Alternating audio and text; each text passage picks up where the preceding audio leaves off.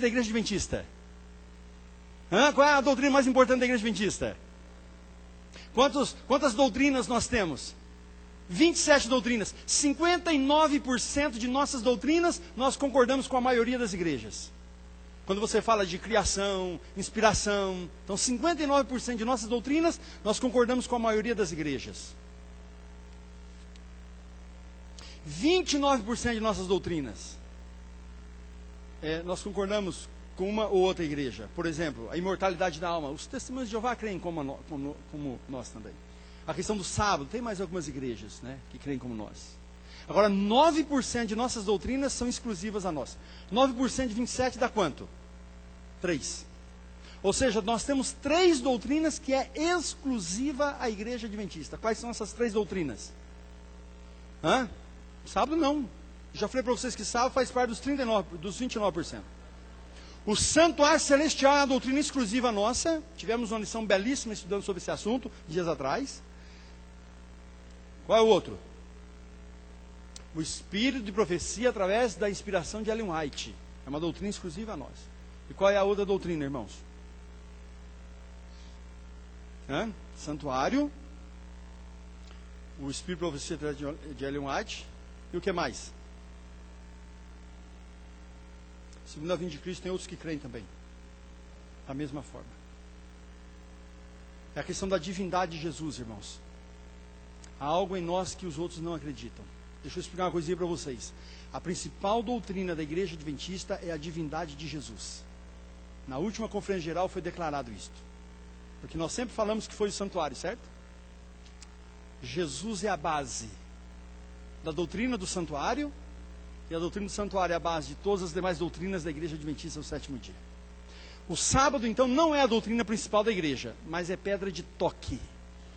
O sábado determina se você é de Deus ou não é, queridos. O sábado determina. E vou dizer uma coisinha rapidamente sobre o sábado para vocês. O sábado, irmãos, para ser santificado, e você só é abençoado por Deus no sábado, se ele for santificado. Grave bem isso aqui, irmãos. Se você não santifica o dia do sábado, aquele dia, irmão, você poderia ter ido para a praia. O sábado não foi santificado, você não tem a bênção. A bênção do sábado, irmãos, é vida. Se eu tiver a oportunidade um dia, eu vou falar um pouquinho sobre o sábado para vocês. Algumas pesquisas que a igreja adventista tem feito sobre o sábado. É coisa fantástica. Por exemplo, na Austrália foi feito pela igreja adventista um estudo de 10 anos.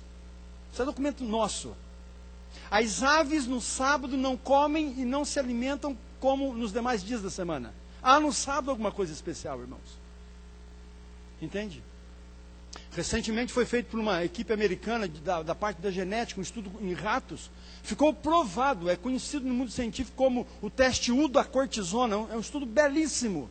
E ficou provado mesmo que depois de 6 dias de atividade, nós precisamos de um dia de descanso. Nós sabemos que é o sábado, o mundo diz qualquer dia. O sábado é o dia que mais chove. Você percebeu que no Brasil nós dormimos em média às 11h30 da noite? Essa é a média brasileira. Nos acordamos em média às 6 horas da manhã. Vocês perceberam que de sexta-feira à noite, não, sábado de manhã, para chegar às 9 na igreja dá o que fazer? Você acorda todo dia 5h30, 6 horas de sábado, 8 horas é pouco. Por quê? Porque que sexta-feira à noite, lá pelas 8 e pouquinho, você já fica com sono, começa a abrir a boca. Ah, pastor, porque psicologicamente a gente já se prepara para o sábado. Não, senhor. Em Loma Linda tem uma pesquisa seríssima nesse assunto. Onde mostra com crianças recém-nascidas, crianças de 2 anos e meio, crianças de 3 anos, de 7 anos, e adolescentes e adultos. E todos têm a mesma reação física no sábado. O que uma criança de berço de 2 anos e meio tem psicologicamente em relação ao sábado? Nada. Então está provado, irmãos, que há no sábado algo que não existe nos demais dias da semana. É por isso que de sábado deu assim, 8h30 da noite, 9 horas, você já começa a ficar mole, dá um soninho. Para acordar sábado de manhã dá o que fazer. Sábado é um dia diferente, queridos. E para você santificar o sábado, você tem que observá-lo como tempo e como caráter.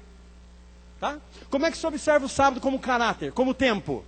Do pôr do sol, da sexta-feira ao pôr do sol do sábado, você observa o sábado como tempo. Como que se observa o sábado como caráter? Tem a ver com o meu caráter. Aquilo que eu ouço, aquilo que eu falo, aquilo até que eu visto no sábado, tem a ver com a santificação do sábado. Algumas pessoas, irmãos, estão nem aí. Irmãos, nem a roupa que nós usamos durante a semana, nesse corre-corre da vida, deveria ser usada no sábado. Nós temos orientações claras pelos profetas. O sábado, irmãos, até nosso alimento deveria ser diferente. O nosso convívio de família deveria ser diferente. E o sábado está se tornando um dia comum. A gente vem na igreja, mas o resto. Então, irmãos, nós temos que observar o sábado como tempo primeiro. O maior exemplo de sábado como tempo está em Lucas, capítulo 23. As Marias, irmãos, quando chegaram onde Jesus havia sido sepultado e viram, elas foram à cidade comprar aroma e bálsamo. Porém, quando elas vinham com aroma e bálsamo, entrou o sábado. O que elas fizeram? Voltaram para casa e fizeram o quê? Descansaram, segundo o mandamento. E no domingo, alta madrugada, que é Lucas capítulo 24, verso 1, elas vieram para fazer o serviço. Talvez nós não faríamos isso, queridos. Talvez ficaríamos até às 11, meia-noite, na sexta-feira à noite, dando a desculpa que estamos embalsamando o Filho de Deus. Deus deve estar muito feliz comigo, porque eu estou embalsamando o Filho dele, até meia-noite. Irmãos, está lá escrito pelo profeta, esta honra era para elas, e não para o Filho de Deus. Nenhuma necessidade tinha Deus de que o Filho fosse embalsamado e ungüentos ali naquela região. Tá certo? Há muitas atividades, irmãos, que nós fazemos no dia do sábado, e é para a nossa vanglória, é para o nosso próprio deleite, e não para o deleite de Deus. Quer saber o que você faz está certo, o que você faz está errado? Posso dar uma dica para vocês? Sábado tem que ser deleitoso. Se você chegou no final do sábado, e você está cansado, estressado, você não santificou aquele sábado. Sábado tem que ser deleitoso, só não para os líderes. Não, de verdade.